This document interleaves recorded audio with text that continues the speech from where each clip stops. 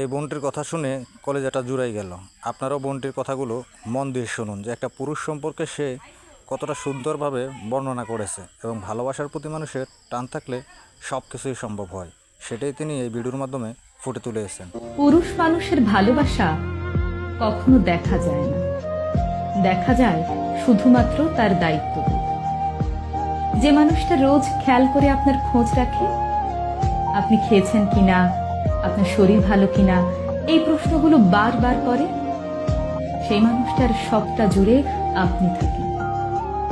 যে মানুষটা কথায় কথায় আপনাকে ভালোবাসি বলে না, শুধুমাত্র আপনার জন্ম তারিখটা মনে রেখে আপনার প্রিয় চুড়ি, ফুল আর টিপের পাতা নিয়ে আসে, সে আনরোমান্টিক না, সে শুধু আপনাকে বোঝাতে চায় না।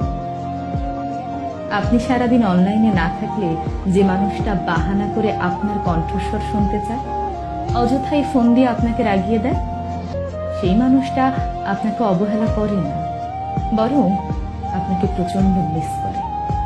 আসলে একজন পুরুষ মানুষকে বুঝতে হলে তাকে তার মতো করে চিনতে হয়। তার পকেটের শূন্যতা, চোখের গভীরতা আর চুপচাপ থাকার মতো অদম্য সাহসিকতার আড়ালে একজন বোকাশোকা, সহজ সরল, সাধারণ মানুষ থাকে।